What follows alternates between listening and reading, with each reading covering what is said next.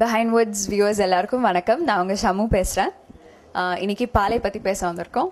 So நிறைய பேசலாம் வாங்க. மாயமா போகாதடமாயோன்மையுமூரே, மாயமா போகாதடமாயோன்மையுமூரே, காயாம்பு தருவாட காயம் போக்கும் நீரே, காயாம்பு தருவாட காயம் போக்கும் நீரே, மாயமா போகாதடமாயோன்மையுமூரே, மாயமா போகாதடமாயோன்மையுமூரே.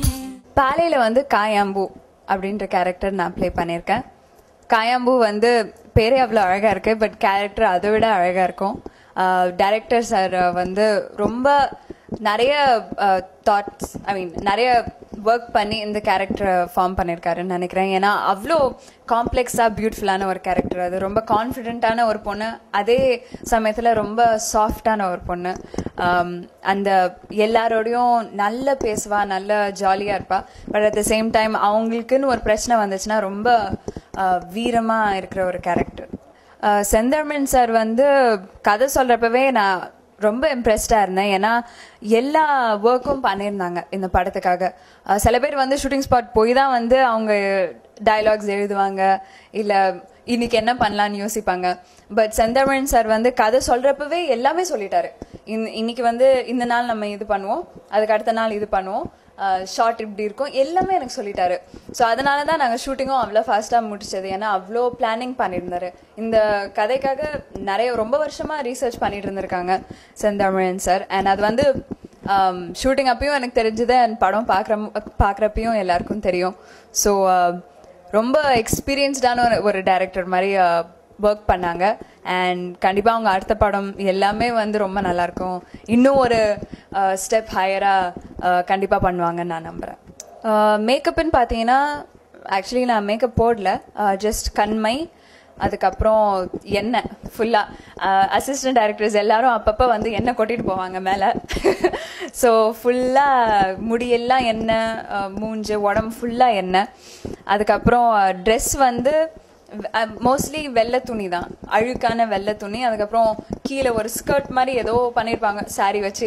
அதுக்கு வந்து கொஞ்சம் லைட் நியூட்ரல் கலர்ஸ் வந்து கொடுத்துருந்தாங்க. ஸோ காஸ்டியூம்ஸ் அதெல்லாம் பார்த்தீங்கன்னா அவ்வளோ எக்ஸ்ட்ராவகண்ட்டாக இருக்காது, ரொம்ப அப்படி பலலாம் இருக்காது. பட் அதே பார்க்குறதுக்கு வந்து ரொம்ப ஒரு நேச்சுரலாக ரொம்ப அழகாக இருக்கும். அஃப்கோர்ஸ் ரெடி ஆகிறதுக்கு வந்து அவ்வளோ கஷ்டமாகவே இல்லை எனக்கு. பட் அது அந்த என்டையர் அந்த டோன், அந்த படத்தோட டோன் அப்பெல்லாம் பார்க்குறப்ப ரொம்ப அழகாக இருக்கும். இந்த படத்தில் வந்து நிறைய குரங்குத்தனம் பண்ணியிருக்கேன் நான். அது ஷூட்டிங் அப்போ தான் அது வந்து ஆக்சுவலி அந்த ஒரு ஷார்ட் மரத்தில் எடுத்திருக்காங்க. அதில் வந்து 3 பசங்க இருப்பாங்க. அண்ட் அவங்க எல்லாரும் மரத்து மேலே ஏறி உட்காந்துட்டு இருந்தாங்க. நான் வந்து தூரமாக நான் உட்காந்துட்டு இருந்தேன், பார்த்துட்டு இருந்தேன் அந்த ஷார்ட்டை. திடீர்னு டைரக்டர் கூப்பிட்டாரு, ஷாமு நீங்களும் ஏறுறீங்களா அப்படின்னு. ஓகே சார் நான் ஏறுறேன் அப்படின்னு நான் சொன்னேன். ஐ திங்க் அப்போ வந்து கொஞ்சம் நாள் ஷூட்டிங் நாங்கள் பண்ணியிருந்தோம். ஸோ அப்போ டைரக்டருக்கு தெரிஞ்சிடுச்சுன்னு நினைக்கிறேன், இவங்க வந்து இந்த மாதிரி குரங்குத்தனம்லாம் பண்ணுவாங்க அப்படின்னு. ஸோ ஏற சொன்னாங்க. அந்த மரத்தில் செஞ்ச ஏணி வச்சு ஏறி நடுவில் போய் உட்காந்துக்கிட்டேன். நான் அங்கே போய் உட்காந்தா மாட்டிக்கிட்டேன். பட் அவங்க எனக்கு மேலே வந்து மற்றவங்களாம் இருந்ததுனால எனக்கு அவ்வளோ பயம் இல்லை, ஜாலியாக இருந்தது. அது ஆக்சுவலி ரொம்ப ஹைட்டான இருக்கிற ஒரு மரம். ஸோ அங்கேருந்து வந்து எல்லாமே எனக்கு தெரிஞ்சது. ஸோ ரொம்ப அழகாக இருந்தது. அண்ட் அந்த ஷார்ட்ஸும் நல்லா வந்திருந்தது. ஏறிட்டேன், ஆனால் இறங்குறது தான் கொஞ்சம் கஷ்டமாக இருந்தது. பட் அது எல்லாமே ஒரு எக்ஸ்பீரியன்ஸ். எங்கே நான் அமெரிக்காவுக்கு போய் நான் எங்கே மரம் ஏற போகிறேன். ஸோ நல்ல ஒரு எக்ஸ்பீரியன்ஸ். அதுக்கப்புறம் ஒரு ஆக்ஷன் சீன் இருக்குது எனக்கு. அண்ட் அது வந்து டைரக்டர் முன்னாடியே சொல்லியிருந்தாரு. அதுதான் எனக்கு படத்துலேயே ரொம்ப பிடிச்ச விஷயம்னு நினைக்கிறேன். டைரக்டர் கிட்ட கேட்டுக்கிட்டே இருந்தேன், எப்போ எனக்கு ஃபைட் வரும் அப்படின்னு. கலரி ஸ்டைலில் பண்ணியிருந்தாங்க. ஸோ கலரி மாஸ்டர் வந்து எனக்கு சொல்லிலாம் கொடுத்தாங்க, கம்பை வச்சுக்கிட்டு ஃபைட் பண்ணுற மாதிரிலாம். ஸோ ரொம்ப ஜாலியாக இருந்தது. ஒரு ஹீரோ மாதிரியே அந்த ஃபைட் சீக்வன்ஸ்லாம் கற்றுக்கிட்டு சவுண்ட் எஃபெக்ட்லாம் கொடுத்துக்கிட்டு நடிக்கிறதுக்கு ரொம்ப நல்லா இருந்தது. அண்ட் அந்த சீனும் ரொம்ப நல்லா வந்திருக்கு. உண்மையாக சொல்லணுன்னா இந்த படத்தில் ஃபைன் ஹீரோலாம் கூட புதுசு தான். பட் ட்ரெய்லர் அதுக்கப்புறம் சாங்ஸ் எல்லாம் பார்க்குறப்ப என்னை விட அவங்க தான் நல்லா பண்ணியிருக்காங்க. நான் ஆனஸ்டாக சொல்லணும்னா நான் ஆனஸ்டாக பேசுகிறேன். நான் நிஜமாவே எல்லாருமே ரொம்ப நல்லா பண்ணியிருக்காங்க. எனக்கே கொஞ்சம் வெக்கமாக இருக்குது, இவ்வளோ எக்ஸ்பீரியன்ஸ்டாக இருந்துக்கிட்டு நம்ம நல்லா பண்ணல. நல்லா பண்ணியிருக்கேன், பட் என்னை விட அவங்க நல்லா பண்ணியிருக்காங்க. ஸோ என்னால் அவங்க வந்து நல்லா பண்ணியிருக்காங்கன்னு அவங்க சொன்னாங்கன்னா ரொம்ப சந்தோஷம். பட் ஐ திங்க் அவங்க எல்லாருமே வந்து ரொம்ப டேலண்டடாக இருக்காங்க. அண்ட் மேபி அந்த ரானஸ் இருக்கிறதுனால ரொம்ப நல்லா பண்ணியிருக்காங்கன்னு நினைக்கிறேன். பட் ஹீரோ மற்ற எல்லா கேரக்டர்ஸுமே வந்து அவ்வளோ நேச்சுரலாக நடிச்சிருக்காங்க. அதை பார்க்குறப்ப எனக்கே வந்து வாவ் இவ்வளோ நல்லா பண்ணியிருக்காங்கன்னு தோணுச்சு. ஸோ அது வந்து இந்த படத்துக்கு ஒரு பெரிய ப்ளஸ்.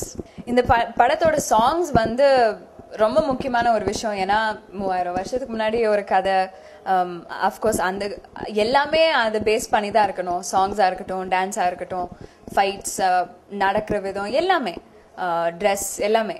ஸோ அதனால சாங்ஸ் எப்படி இருக்கும்னு நான் வந்து யோசிச்சுட்டே இருந்தேன், என்ன மாதிரி அந்த காலத்துலாம் பண்ணியிருப்பாங்க அப்படின்னு. ஷூட்டிங் அப்பவே வந்து டைரக்டர் கூட்டிட்டு வந்தாங்க. அந்த காலத்தில் எப்படி இன்ஸ்ட்ருமெண்ட்ஸ் வாசிச்சாங்களோ, எப்படி பாடினாங்களோ அந்த மாதிரி மக்களை கூட்டிட்டு வந்தாங்க, காமிச்சாங்க எப்படி தான் இருக்கும். ஷூட்டிங் அப்பவே அவங்க வாசிச்சாங்க. அதுக்கப்புறம் டான்சர்ஸும் வந்தாங்க, சொல்லி கொடுத்தாங்க. ஸோ ஒரு மியூசிக் டைரக்டர் அந்த எலிமெண்ட்டை எடுத்து அதை வந்து கமர்ஷியலாக ஒரு பாட்டாக ஆக்கணும். அப்போ தான் ஆடியன்ஸையும் அட்ராக்ட் பண்ண முடியும், பட் அந்த ஃபிலிம்கான எலிமெண்ட்டும் இருக்கணும். ஸோ அது வந்து வேத் சங்கர் சார் வந்து ரொம்ப நல்லா பண்ணியிருக்காரு. சாங்ஸ் எனக்கு ரொம்ப பிடிச்சிருக்கு உண்மையாக சொல்லணும்னா. எஸ்பெஷலி அந்த மாயாமா சாங் வந்து என்னோட ஃபேவரெட். அதுக்கப்புறம் ஏ கொலேரே கூட வந்து ஷூட் பண்ணுறப்பெல்லாம் நாங்கள் ரொம்ப என்ஜாய் பண்ணோம் அந்த சாங். ஸோ ரொம்ப நல்லா வந்திருக்கு சாங்ஸ், எனக்கு ரொம்ப சந்தோஷமாக இருக்குது. அதோட விஷுவல்ஸும் அதுக்கு கரெக்டாக ஆப்டாக நல்லா வந்திருக்கு. ஸோ சாங்ஸ் பொறுத்த வரைக்கும் எனக்கு ரொம்ப சந்தோஷம். ஆக்ஷன் அப்படின்ற ஒரு விஷயம் வந்து நம்ம எல்லாருக்குமே ஆசை இருக்கும், யாருக்கூடையாவது ஒரு தடவை சண்டை போடணும் அப்படின்னு. சண்டை போட்டு அஃப்கோர்ஸ் நம்ம தோக்கக்கூடாது, நம்ம ஜெயிக்கணும் அப்படின்னு. ஸோ ஒரு படத்தில் நடிக்கிறதுனால அந்த ஆப்பர்ச்சுனிட்டி எனக்கு கிடைச்சது. ஸோ இப்போ வந்து அஃப்கோர்ஸ் அது எல்லாமே சும்மா தான் நடிச்சேன் தான், பட் ஆனாலும் ஒரு வீரம் எனக்குள்ள. நான் வந்து இப்போ யாராவது என்னை அடிக்க வந்தாங்கன்னா நான் வந்து திருப்பி அடிச்சிடலாம் அப்படின்னு. ஹோப்ஃபுல்லி அந்த வீரத்தினால என்னை எங்கேயாவது போய் மாட்டிக்க கூடாது. பட் ஆக்ஷன் பண்ணுறது வந்து ரொம்ப ஜாலியாக இருந்தது. அஃப்கோர்ஸ் நிஜம் லைஃப்பில் பண்ண முடியாது, ஸோ அதனால படத்து மூலியமா அதை வந்து நான் எக்ஸ்பீரியன்ஸ் பண்ணேன். ரொம்ப ஜாலியாக இருந்தது. இந்த படத்தில் வந்து ஒர்க் பண்ண எல்லாருமே ஒரு பெரிய ஃபேமிலி மாதிரி தான் நாங்கள் ஒர்க் பண்ணோம். ஐ மீன் எல்லாருமே வந்து ஜாலியாக சிரிச்சுக்கிட்டு, எங்கள் அம்மா கூட சேர்ந்து எல்லாருமே வந்து பேசிக்கிட்டே இருந்தாங்க, ஜாலியாக இருந்தாங்க. நிஜமாவே ஷூட் பண்ணுறதே வந்து எனக்கு அவ்வளோ ஞாபகம் இல்லை. எப்போ நாங்கள் ஷூட் பண்ணுறப்ப யூஸ்வலி டென்ஷனாக இருக்கும், ஓகே இந்த ஷாட் வந்து கரெக்டாக பண்ணோம் அப்படிலாம் எனக்கு தோணவே இல்லை. அவ்வளோ ஜாலியாக இருந்தது. I think mainly because director வந்து அந்த என்வாயன்மெண்ட்டை வந்து ரொம்ப காமாக ஈஸியாக வச்சுருப்பாரு. அவரும் எங்கேயாவது ஒரு மூலையில் இருப்பார், திடீர்னு வந்து ஆக்ஷன் பண்ணுவார். ஸோ அதனால ரொம்ப ஜாலியாக இருந்தது. சினிமாட்டோகிராஃபர்லேருந்து அவங்க assistant cameramen and assistant directors எல்லாருமே, மேக்கப்னு யாரும் வரல அஃப்கோர்ஸ், பட் மற்றபடி ஆர்ட் டைரக்ஷன் எல்லாருமே வந்து ரொம்ப ஹெல்ப்ஃபுல்லாக இருந்தாங்க. எனக்கு அஃப்கோர்ஸ் நிறைய அடிபட்டுச்சு, அதுக்கும் வந்து நிறைய பேர் ஹெல்ப் பண்ணாங்க.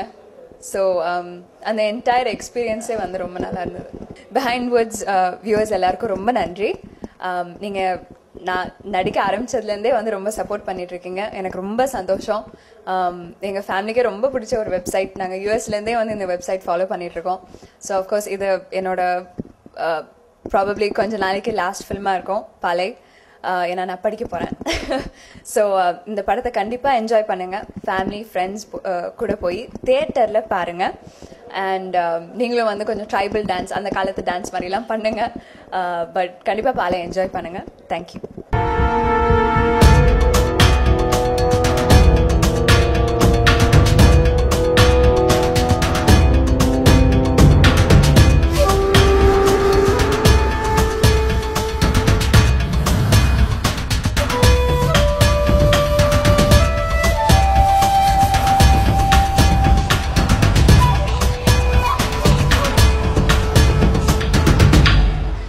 வணக்கம், நான் இந்த படத்தோட எடிட்டர் ரிச்சர்ட் பேசுகிறேன். நான் சென்னை ஃபிலிம் இன்ஸ்டியூட்டில் முடிச்சிருக்கேன். எடிட்டிங் கோர்ஸ் முடித்து 3 வருஷம் ஆகுது. இது என்னோடய ஃபஸ்ட்டு ப்ராஜெக்ட். டைரக்டர் மாதவன் மூலியமாக எனக்கு இந்த படம் கிடச்சிது. பாலை அப்படின்ற படம் வந்து ஒரு பீரியட் ஃபிலிம். பீரியட் ஃபிலிம்னாலே அரசர்கள், ராஜா, ராணி, இவங்க ஒரு கோட்டை, பல வெயிட் உள்ள நகைகள்லாம் மாட்டிட்டு வருவாங்க, போர், அந்தமாரி காட்சிகள்லாம் இருக்கணும் எல்லாருமே ஒரு இது வச்சிருப்பாங்க. ஆனால் இந்த படத்தை பொறுத்த வரைக்கும் சங்க கால இலக்கியங்கள்லேருந்து எடுத்திருக்கு. சங்க காலத்தில் வாழ்ந்த தலைவன், தலைவி, இவங்களோட காதல், காமம், வீரம், இது அப்படியே இந்த படத்தில் காட்டப்பட்டிருக்கு. ஒரு தமிழர் வரலாற்றை பதிவு செய்கிற ஒரு படமாகவும் இருக்கும். ரொம்ப ஒரு முக்கியமான படம். இதோட இசை வெளியீட்டு விழா நாங்கள் ஈரோட்டில் வச்சுருக்கோம். ஈரோட்டில் வச்சிருக்க காரணம் வந்து எல்லாரும் கேட்டாங்க, தமிழ் திரையுலகத்தை திரும்பி பார்க்க வைக்கணும்னு நினைக்கிறீங்களா, இல்லை வித்தியாசமாக பண்ணணும்னு நினைக்கிறீங்களான்றாங்க. அது இல்லை எங்களோட நோக்கம். எங்களோட நோக்கம் என்னன்னா, இது மக்களோட படம், மக்கள்கிட்ட போய் சேரக்கூடிய படம், அவங்களுக்கு ரொம்ப ஃப்ரெண்ட்லி ஆக்கணுன்றதுக்காக தான் நாங்கள் ஈரோட்டில் வச்சோம். இதுதான் இதோட நோக்கமே தவிர வேறு எதுவும் கிடையாது. டைரக்டர் செந்தமிழனை பற்றி சொல்லணுன்னா, இப்போ Ram sir, Ameer sir, Bala sir, இவங்களுக்கெல்லாம் ஒரு பேட்டர்ன் இருக்குது, இவங்களுக்கெல்லாம் ஒரு ஸ்டைல் இருக்குது, இவங்களுக்குன்னு ஒரு இளைஞர் கூட்டமே இருக்குது. அந்த பேரை இவர் படத்திலே சம்பாதிச்சிட்டாருன்னு நான் நினைக்கிறேன். நீங்கள் படத்தை பார்த்தீங்கன்னா உங்களுக்கும் தெரியும். இவருக்குன்னு ஒரு ஃபார்முலா, இவருக்கு பின்னாடி ஒரு இளைஞர் கூட்டங்கள் இருக்கும். அப்படி ஒரு கூட்டம் இருந்தது, அது முதல்ல நானாகவும் இருப்பேன்.